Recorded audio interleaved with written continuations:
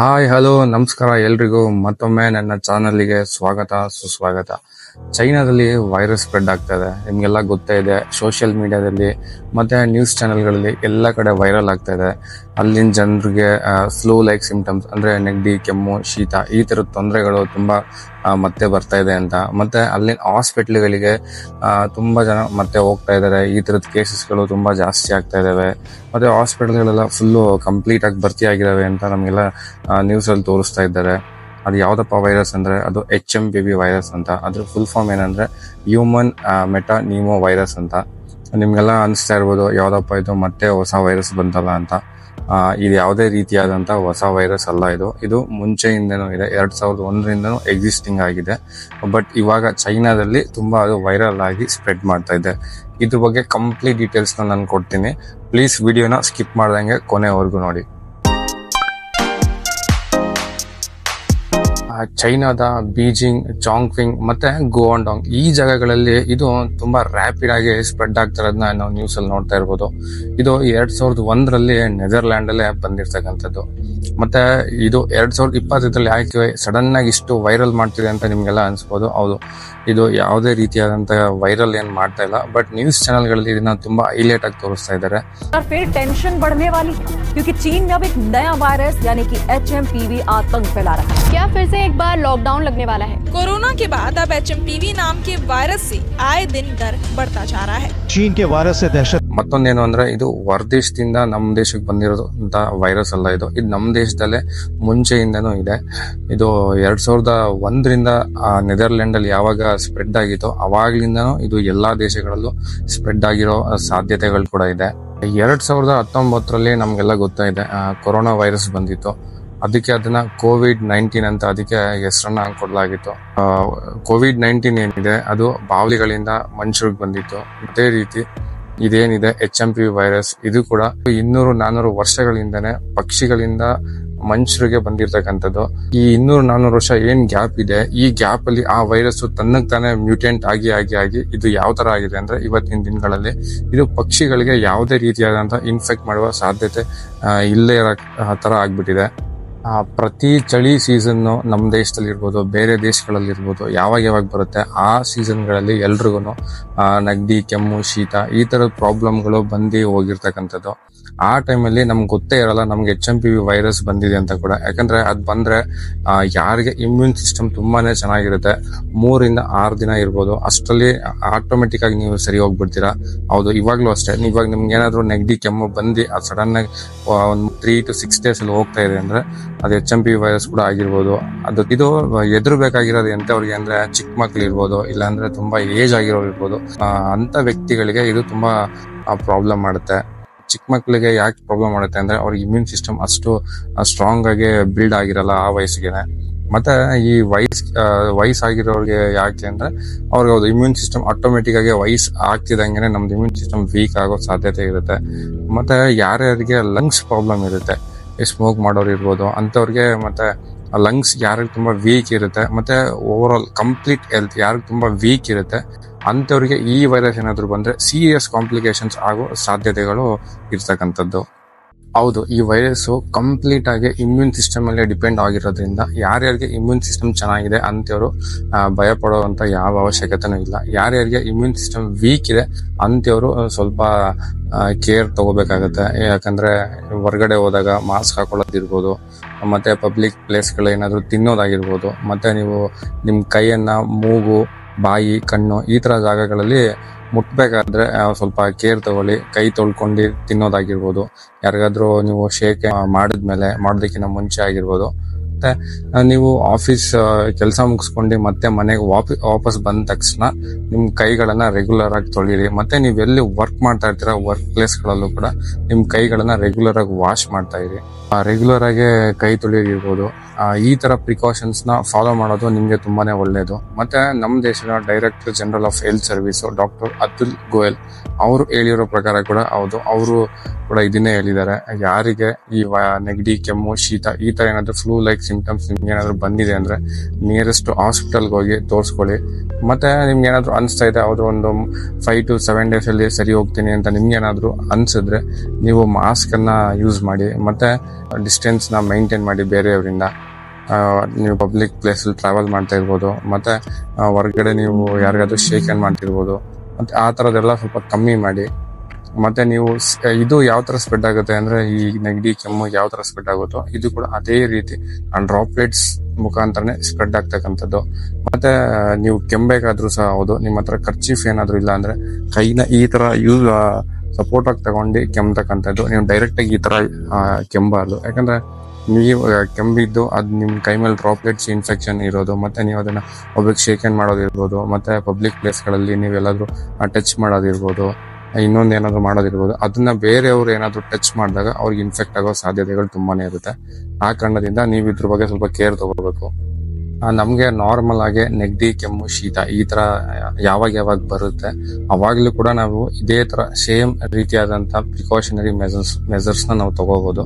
ಇದೊಂದು general advice ಅಂತಾನೆ ಹೇಳ್ಬೋದು. ಟ್ರೀಟ್ಮೆಂಟ್ ಪಾರ್ಟ್ಗೆ ಅಂತ ಬಂದ್ರೆ ಇಮ್ಯೂನ್ ಸಿಸ್ಟಮ್ ಯಾರಿಗೆ ತುಂಬಾ ಚೆನ್ನಾಗಿದೆ ಅಂತ ವ್ಯಕ್ತಿಗಳಿಗೆ ಏನ್ ಮಾಡ್ಬೇಕಾಗಿರುವಂತ ಅವಶ್ಯಕತೆ ಕೂಡ ಇಲ್ಲ. ಯಾರಿಗೆ ಇಮ್ಯೂನ್ ಸಿಸ್ಟಮ್ ತುಂಬಾ ವೀಕ್ ಆಗಿದೆ ಅಂತ ವ್ಯಕ್ತಿಗಳು ಸ್ವಲ್ಪ ಕೇರ್ ತಗೋಬೇಕಾಗತ್ತೆ. ಅವ್ರಿಗೆ ಸೀರಿಯಸ್ ಡ್ಯಾಮೇಜ್ ಮಾಡುವಂತ ಸಾಧ್ಯತೆಗಳಿದೆ, ಅಂತವ್ರನ್ನ ಹಾಸ್ಪಿಟಲ್ಗೆ ಅಡ್ಮಿಟ್ ಮಾಡುವಂತ ಸಾಧ್ಯತೆಗಳು ಕೂಡ ಉಂಟಾಗ್ಬೋದು. ಆ ಕಾರಣದಿಂದಾಗಿ ನಿಮ್ಗೆ ಏನಾದ್ರು ಅನಿಸ್ತಾ ಇದ್ರೆ ದಯವಿಟ್ಟು ಮುಂಚೆನೆ ಈ ತರ ಪ್ರಿಕಾಷನರಿ ಮೆಜರ್ಸ್ ನಾನು ಏನ್ ಹೇಳಿದೆ ಅದನ್ನ ದಯವಿಟ್ಟು ಫಾಲೋ ಮಾಡಿ.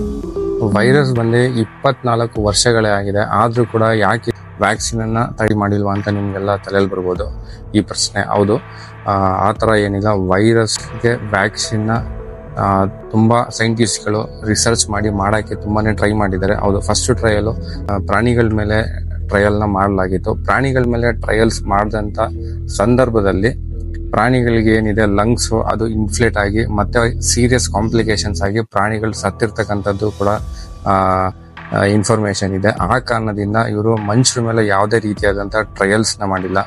ಮತ್ತೆ ಇದು ಯಾವುದೇ ರೀತಿಯಾದಂತ ಲಾಂಗ್ ಟರ್ಮ್ ಇಮ್ಯುನಿಟಿ ಸಿಸ್ಟಮ್ ನ ಕೊಡೋದಿಕ್ಕೆ ಸಾಧ್ಯ ಆಗಿಲ್ಲ. ಆದ್ರಿಂದ ಈ ವ್ಯಾಕ್ಸಿನ್ ಮಾಡುವಂತ ಒಂದು ಪ್ಲಾನ್ ಅನ್ನ ಮಧ್ಯದಲ್ಲಿ ನಿಲ್ಲಿಸಲಾಗಿತ್ತು. ಬಟ್ ಇವಾಗ ಬಂದಿರೋದ್ರಿಂದ HMPV ವೈರಸ್ಗೆ ತಯಾರಿ ಮಾಡುವ ಎಲ್ಲ ಸಾಧ್ಯತೆಗಳು ಕೂಡ ನಡೀತಾ ಇದೆ. ಬಟ್ ಶೀತ, ನೆಗಡಿ, ಕೆಮ್ಮು, ಫ್ಲೂ ಲೈಕ್ ಸಿಂಪ್ಟಮ್ಸ್ ಏನ್ ಹೇಳ್ತೀವಿ, ಈ ತರ 200 ವಿಧವಾದ ವೈರಸ್ಗಳು ನಮ್ಮ ಮಧ್ಯನೇ ಇರುತ್ತೆ. ಅದಕ್ಕೆ ಅಂತಾನೆ ಕಾಮನ್ ಕೋಲ್ಡ್ಗೆ ಅಂತಾನೆ ಯಾವುದೇ ರೀತಿಯಾದ ವ್ಯಾಕ್ಸಿನ್ ಅನ್ನ ಇದುವರೆಗೂ ಯಾರು ಕಂಡುಹಿಡಿದಿಲ್ಲ. ಮುಂದೇನೋ ಗೊತ್ತಿಲ್ಲ ಕಂಡುಹಿಡಿತಾರೋ ಇಲ್ವೋ ಅಂತ. ಬಟ್ ಅದಕ್ಕೆ ಅಂತಾನೆ ಇದುವರೆಗೂ ಕಾಮನ್ ಕೋಲ್ಡ್ಗೆ ಅಂತಾನೆ ಯಾವ ವ್ಯಾಕ್ಸಿನ್ ಅನ್ನು ಸಹ ಇದುವರೆಗೂ ಕಂಡುಹಿಡಿದಿಲ್ಲ. ಕೆಲವೊಂದು ಸೈಂಟಿಸ್ಟ್ಗಳು ಹೇಳೋ ಪ್ರಕಾರ ನಮ್ಗೆ ನೆಗಡಿ, ಕೆಮ್ಮು ಮತ್ತೆ ಏನ್ ಫ್ಲೂ ಲೈಕ್ ಸಿಂಪ್ಟಮ್ಸ್ ಇದೆ ಇದು ವೊಕೇಶನಲ್ಲಿ ನಮ್ಗೆ 2 ರಿಂದ 3 ಸಲ ಬರೋದು ಕೂಡ ತುಂಬಾ ಒಳ್ಳೇದೇ ಅಂತ ಕೂಡ ಹೇಳ್ತಾರೆ. ನಮ್ಮ ಇಮ್ಯುನಿಟಿ ಸಿಸ್ಟಮ್ ಏನಿದೆ ಅದನ್ನ ಆಕ್ಟಿವ್ ಆಗಿ ಇಡೋದಿಕ್ಕೆ ಮತ್ತೆ ರೆಸ್ಪಾನ್ಸಿವ್ ಆಗಿ ಇಡೋದಿಕ್ಕೆ ಇದು ಸಾಧ್ಯ ಮಾಡುತ್ತೆ. ಚೈನಾದ ನ್ಯಾಷನಲ್ ಕಂಟ್ರೋಲ್ ಮತ್ತೆ ಪ್ರಿವೆನ್ಷನ್ ಅಡ್ಮಿನಿಸ್ಟ್ರೇಷನ್ ಅವ್ರು ಹೇಳೋ ಪ್ರಕಾರ ಹೌದು, ಚೈನಾದಲ್ಲಿ ಈ ವರ್ಷ ಏನಿದೆ ವಿಧವಾದಂತ ವೈರಸ್ಗಳು ತುಂಬಾ ಹೆಚ್ಚಾಗ್ತಿರೋದು ನಿಜ.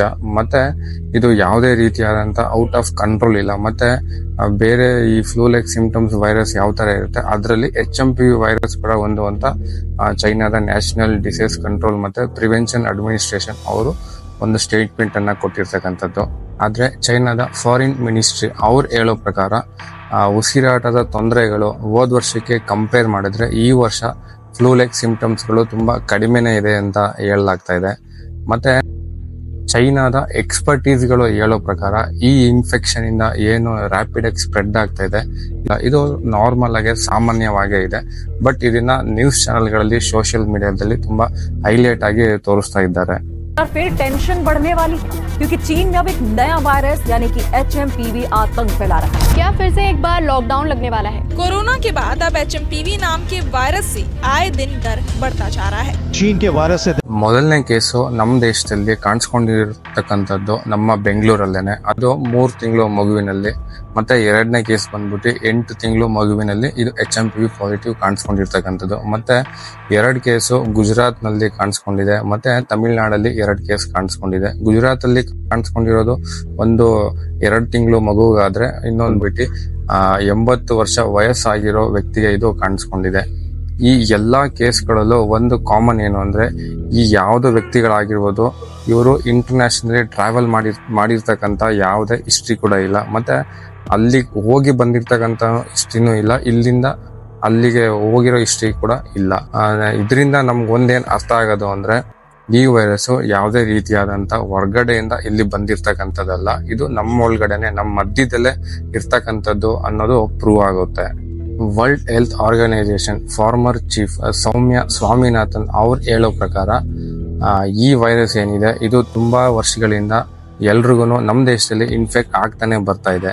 ಬಟ್ ಏನು ಅಂದ್ರೆ, ಇದು ತುಂಬಾ ಹೈಲೈಟ್ ಆಗಿ ಯಾಕೆ ತೋರಿಸ್ತಾ ಇದ್ದಾರೆ ಅಂದ್ರೆ, ಇದು ಚೈನಾದಲ್ಲಿ ರ್ಯಾಪಿಡ್ ಆಗಿ ಅಲ್ಲಿ ಸ್ಪ್ರೆಡ್ ಆಗ್ತಿರೋ ಕಾರಣದಿಂದ ಇದನ್ನ ನ್ಯೂಸ್ ಚಾನೆಲ್ಗಳಲ್ಲಿ ತುಂಬಾ ಹೈಲೈಟ್ ಆಗಿ ತೋರಿಸಲಾಗ್ತಾ ಇದೆ ಅಷ್ಟೇ.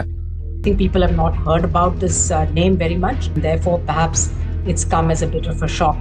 And it's all local. It's not that it's come from outside or it's come from China. Okay. It's been circulating in India for many years. ಚೈನಾದಲ್ಲಿ ಇಷ್ಟು ರ್ಯಾಪಿಡ್ ಆಗಿ ವೈರಸ್ ಸ್ಪ್ರೆಡ್ ಆಗ್ತದೆ ಅಂತ ನಿಮ್ಗೆ ಅನ್ಸ್ಬೋದು. ಹೌದು, 2019 ನಮ್ಗೆಲ್ಲ ಗೊತ್ತಾಗಿದೆ COVID-19 ಬಂದಿದ್ದು. ಹೌದು, COVID-19 ಬಂದಿರ್ತಕ್ಕಂಥ ಟೈಮಲ್ಲಿ ಚೈನಾದಲ್ಲಿ 0 ಕೋವಿಡ್ ಪಾಲಿಸಿ ರೂಲ್ ಅನ್ನ ಇಂಪ್ಲಿಮೆಂಟ್ ಮಾಡಲಾಗಿತ್ತು. ಅಂದ್ರೆ ಒಂದು ಕೇಸು ಬರ್ದೇ ಇರುವಂತಹ ಅಲ್ಲಿ ಸ್ಟ್ರಿಕ್ಟ್ ಲಾಕ್ ಡೌನ್ ಅನ್ನ ಅಲ್ಲಿ ಹಾಕಲಾಗಿತ್ತು. ಆ ಟೈಮಲ್ಲಿ ಅಲ್ಲಿ ಲಾಕ್ ಡೌನ್ ಬಂದ್ಬಿಟ್ಟು ತುಂಬಾನೇ ಸ್ಟ್ರಿಕ್ಟ್ ಆಗಿತ್ತು ಬೇರೆ ಕಂಟ್ರಿಗೆ ಕಂಪೇರ್ ಮಾಡಿದ್ರೆ. ಮತ್ತೆ ಆ ಲಾಕ್ ಡೌನ್ ತುಂಬಾ ವರ್ಷಗಳ ಕಾಲ ನಡೆದಿತ್ತು. ಅಂದ್ರೆ ಎಲ್ಲಾ ದೇಶದಲ್ಲೂ ಲಾಕ್ ಡೌನ್ ತೆಗೆದ ಮೇಲೂ ಕೂಡ ಅಲ್ಲಿ ಇನ್ನೂ ಲಾಕ್ ಡೌನ್ ಇರ್ತಕ್ಕಂಥದ್ದು. ಅಂದ್ರೆ 2023 ಅಲ್ಲಿ ಲಾಕ್ ಡೌನ್ ಇತ್ತು. ಮತ್ತೆ 2023 ಸಡನ್ ಆಗಿ ಯಾವಾಗ ಲಾಕ್ ಡೌನ್ ಅನ್ನ ತೆಗೆದ್ರು, ಅಲ್ಲಿನ ಜನತೆಗೆ ಅವರು ಆ ಒಂದು 3-4 ವರ್ಷ ಪೀರಿಯಡ್ ಏನಿದೆ, ಅವರು ಮನೆಯಿಂದ ಹೊರಗಡೆನೆ ಬಂದಿರ್ಲಿಲ್ಲ. ಆ ಟೈಮಲ್ಲಿ ಏನಾಗಿದೆ ಅಂದ್ರೆ, ಅವ್ರ ಬಾಡಿ ಏನಿದೆ ಅದು ಯಾವುದೇ ಒಂದು ಸಣ್ಣ ವೈರಸ್ಗೂ ಕೂಡ ತುಂಬಾ ಜಾಸ್ತಿ ಇನ್ಫೆಕ್ಟ್ ಆಗುವ ಸಾಧ್ಯತೆಗೆ ಆ ತರ ಮಾಡಿಫೈ ಆಗ್ಬಿಟ್ಟಿತ್ತು. ಅದೇ ಕಾರಣದಿಂದ 2023 ಸಡನ್ ಆಗಿ ಯಾವಾಗ ಲಾಕ್ ಡೌನ್ ತೆಗೆದ್ರು, ಅಲ್ಲಿನ ಜನತೆಗೆ ನೀವು ಅಬ್ಸರ್ವ್ ಮಾಡಿರ್ಬೋದು ನ್ಯೂಸ್ಗಳಲ್ಲಿ ಕೂಡ, 2023 ಹೋದ್ ವರ್ಷ ಇದೇ ಟೈಮಲ್ಲಿ ಸೇಮ್ ತುಂಬಾನೇ ವೈರಲ್ ಇನ್ಫೆಕ್ಷನ್ ಕೇಸ್ಗಳು ಅಲ್ಲಿ ರಿಪೋರ್ಟ್ ಆಗಿರೋದು ಕೂಡ ತುಂಬಾ ಹೈಲೈಟ್ ಆಗಿತ್ತು ಹೋದ್ ವರ್ಷನು. ಈ ವರ್ಷಕ್ಕೆ ಕಂಪೇರ್ ಮಾಡಿದ್ರೆ ಹೋದ್ ವರ್ಷ ಈ ತರ ಇನ್ಫೆಕ್ಷನ್ಗಳು ಅವ್ರಿಗೆ ತುಂಬಾ ಆಗಿರೋದಕ್ಕೆ ನಮ್ಗೆ ಇನ್ಫಾರ್ಮೇಶನ್ ಕೂಡ ಸಿಗುತ್ತೆ. ವರ್ಲ್ಡ್ ಹೆಲ್ತ್ ಆರ್ಗನೈಸೇಷನ್ ಕೂಡ HMPV ವೈರಸ್ ಅನ್ನ ಯಾವುದೇ ರೀತಿಯಾದಂತಹ ಹೆಲ್ತ್ ಎಮರ್ಜೆನ್ಸಿ ಆಗಿ ಡಿಕ್ಲೇರ್ ಮಾಡಿಲ್ಲ, ಆದ್ರೆ ಅದನ್ನ ಕ್ಲೋಸ್ ಆಗಿ ಅವರು ಮಾನಿಟರ್ ಮಾಡ್ತಾ ಇದ್ದಾರೆ. ಇದರ ಡೆತ್ ಪರ್ಸೆಂಟೇಜ್ ನಾವು ನೋಡೋದಾದ್ರೆ COVID-19ಗೆ ಕಂಪೇರ್ ಮಾಡಿದ್ರೆ COVID-19 ಏನಿತ್ತು ಅದಕ್ಕೆ 0.28 ಡೆತ್ ಪರ್ಸೆಂಟೇಜ್ ಇತ್ತು. ಅಂದ್ರೆ 1 ಲಕ್ಷಕ್ಕೆ ಏನಾದ್ರು COVID-19 ಇನ್ಫೆಕ್ಟ್ ಆಗಿದೆ ಅಂದ್ರೆ 280 ಜನರು ಸಾಯ್ತಕ್ಕಂಥದ್ದು ನಾವೊಂದು ಎಕ್ಸ್ಪೆಕ್ಟ್ ಮಾಡ್ಬೋದಿತ್ತು. ಅಂದ್ರೆ ಇದು ಒಂದು ಓವರ್ ಆಲ್ ವರ್ಲ್ಡ್ ಆವರೇಜ್ ಅನ್ನ ನಾನು ಹೇಳ್ತಾ ಇದ್ದೀನಿ ಅಷ್ಟೇ. ಒಂದೊಂದು ದೇಶಗಳಿಗೆ ಕಂಪೇರ್ ಮಾಡಿದಾಗ ಇದು ಏನಿದೆ ನಂಬರು ಚೇಂಜ್ ಆಗ್ಬೋದು. ಅದೇ ರೀತಿ HMPV ವೈರಸ್ ಏನಿದೆ ಡೆತ್ ಪರ್ಸೆಂಟೇಜ್ ಇದು ತುಂಬಾನೇ ಕಮ್ಮಿ ಇದೆ when compared to COVID-19. ಈ ಏನೆಲ್ಲ ಡೇಟಾ ನಾನು ಹೇಳ್ತಾ ಇರ್ಬೋದು, ಮತ್ತೆ ಯಾವುದೇ ನ್ಯೂಸ್ ಚಾನೆಲ್ಗಳು ಮತ್ತೆ ಸೋಷಿಯಲ್ ಮೀಡಿಯಾದಲ್ಲಿ ಏನೇನೆಲ್ಲ ನ್ಯೂಸ್ ಬರ್ತಾ ಇದೆ, ಇದು ಯಾವುದೇ ನ್ಯೂಸ್ ಆಗಿರ್ಲಿ ಯಾವುದು ಕೂಡ ಕನ್ಫರ್ಮ್ ಆಗಿ ಅಕ್ಸೆಸ್ ಆಗಿರುವಂತಹ ನ್ಯೂಸ್ ಅಲ್ಲ. ಯಾಕಂದ್ರೆ ಈ ಎಲ್ಲಾ ನ್ಯೂಸ್ಗಳು ಕೂಡ ಈ ಚೈನಾದ ಗ್ಲೋಬಲ್ ವೆಬ್ಸೈಟ್ ಅವ್ರದ್ದೇನಿದೆ ಗೌರ್ಮೆಂಟ್ ವೆಬ್ಸೈಟ್, ಅಲ್ಲಿ ಈ ಜನರು ಏನು ಸರ್ಚ್ ಮಾಡ್ತಾರೆ, ಈಗ ನಾವು ಗೂಗಲ್ ಅಲ್ಲಿ ಯಾವ ತರ ಸರ್ಚ್ ಮಾಡ್ತೀವಿ ಆ ತರ ಒಂದು ಕೀವರ್ಡ್ಸ್ ನ ಆಧಾರದ ಮೇಲೆ ನಮ್ಗೆ ಈ ನ್ಯೂಸ್ ಇನ್ಫಾರ್ಮೇಶನ್ ಸಿಗ್ತಾ ಇದೆ. ಅಂದ್ರೆ ಯಾವ ತರ ಅಂದ್ರೆ, ಈಗ ತುಂಬಾ ವರ್ಡ್ಸ್ ಸರ್ಚ್ ಮಾಡಿರ್ತಕ್ಕಂಥದ್ದು ಕರ್ಫ್ಯೂ ಆಗಿರ್ಬೋದು, HMPV virus, death rate, lock down, ಈ ತರ ಕೀವರ್ಡ್ಸ್ ತುಂಬಾ ಅಲ್ಲಿ ಸರ್ಚ್ ಆಗ್ತಾ ಇದೆ. ಇದರಿಂದ ನಮ್ಗೆ ಏನೊಂದು ಗೊತ್ತಾಗುತ್ತೆ ಅಲ್ಲಿನ ಜನರಿಗೆ HMPV ವೈರಸ್ ಇಂದ ತುಂಬಾ ತೊಂದರೆ ಆಗ್ತಿರೋದು. HMPV ವೈರಸ್ ಇಂದಾಗಿ ನೀವು ಕೂಡ ನೋಡ್ಬೋದು ತುಂಬಾ ದೇಶಗಳಲ್ಲಿ ಸ್ಟಾಕ್ ಮಾರ್ಕೆಟ್ ಅಲ್ಲೂ ಕೂಡ ತುಂಬಾ ಫ್ಲಕ್ಚುಯೇಷನ್ ಗಳಾಗಿದೆ. ನಮ್ಮ ಇಂಡಿಯಾದಲ್ಲೂ ಕೂಡ ಆಗಿದೆ. 11 lakh ಸ್ಟಾಕ್ಸ್ ರ್ಯಾಪಿಡ್ ಆಗಿ ಸೇಲ್ ಆಗಿದೆ. ಈ ವೈರಸ್ ಇಂದಾಗಿ ನೀವು ಯಾವುದೇ ರೀತಿಯಾದಂತ ಭಯ ಪಡುವ ಅವಶ್ಯಕತೆ ಇಲ್ಲ. ಮತ್ತೆ ನೀವು ನಾರ್ಮಲ್ ಆಗಿ ಏನ್ ಡೈಲಿ ರುಟೀನ್ ಏನ್ ತಿಂತೀರಾ ಅದನ್ನೇ ತಿನ್ನಿ, ಮತ್ತೆ ಸ್ವಲ್ಪ ಎಕ್ಸರ್ಸೈಸ್ ಅನ್ನ ಮಾಡಿ, ಅದು ನಿಮ್ಗೆನೆ ತುಂಬಾನೇ ಒಳ್ಳೇದು. ಮತ್ತೆ ಯಾರಿಗೆ ಲಂಗ್ಸ್ ಕೆಪಾಸಿಟಿ ತುಂಬಾ ವೀಕ್ ಇದೆ ಅಂತ ಅನ್ಸುತ್ತೆ ಅವರು ಪ್ರಾಣಾಯಾಮಗಳನ್ನ ಮಾಡಿದ್ರೆ ನಿಮಗೆ ತುಂಬಾ ಹೆಲ್ಪ್ಫುಲ್ ಆಗುತ್ತೆ. ಮತ್ತೆ ಪಬ್ಲಿಕ್ ಪ್ಲೇಸ್ಗಳಲ್ಲಿ ಹೋಗ್ಬೇಕಾದ್ರೆ ಮಾಸ್ಕ್ ಅನ್ನ ಹಾಕೊಳ್ಳಿ. ಮತ್ತೆ ಹೊರಗಡೆ ಕೆಲಸ ಮುಗಿಸಿ ಮನೆಗೆ ಬಂದ ತಕ್ಷಣ ನಿಮ್ ಕೈ ಕಾಲುಗಳನ್ನ ನೀಟಾಗಿ ತೊಳೆಯಿರಿ. ಇದರಿಂದ ಕೂಡ ವೈರಸ್ ಸ್ಪ್ರೆಡ್ ಆಗೋ ಚಾನ್ಸಸ್ ಏನಾದ್ರು ಇದ್ರೆ ಇದು ತುಂಬಾನೇ ಕಮ್ಮಿ ಆಗುತ್ತೆ. ಬರೀ ಇದೊಂದೇ ವೈರಸ್ ಅಂತಲ್ಲ, ಇದು ಹೋದ್ಮೇಲೂ ಕೂಡ ನೀವು ಇದನ್ನ ಡೈಲಿ ರುಟೀನ್ ಆಗಿ ಫಾಲೋ ಮಾಡಿದ್ರೆ ನಿಮ್ಗೆ ತುಂಬಾನೇ ಹೆಲ್ಪ್ಫುಲ್ ಆಗುತ್ತೆ. ನಾರ್ಮಲ್ ಆಗಿ ಕೋಲ್ಡ್ ಕಫ್ ಏನ್ ಬರುತ್ತೆ ಇದರಿಂದನೂ ಕೂಡ ನೀವು ಬಚಾವಾಗಿರ್ಬೋದು. ವಿಡಿಯೋ ತುಂಬಾ ಇಂಟ್ರೆಸ್ಟಿಂಗ್ ಅನ್ಸಿದ್ರೆ ಪ್ಲೀಸ್ ವಿಡಿಯೋನ ಇನ್ನೊಂದು 4 ಜನಕ್ಕೆ ಶೇರ್ ಮಾಡಿ. ಇದೇ ತರ ಇಂಟ್ರೆಸ್ಟಿಂಗ್ ವಿಡಿಯೋಸ್ನ ನೀವು ನೋಡ್ತಿರ್ಬೇಕು ಅಂದ್ರೆ ಪ್ಲೀಸ್ ನನ್ನ ಚಾನೆಲ್ನ ಸಬ್ಸ್ಕ್ರೈಬ್ ಮಾಡಿ. ಥ್ಯಾಂಕ್ ಯು, ಧನ್ಯವಾದಗಳು.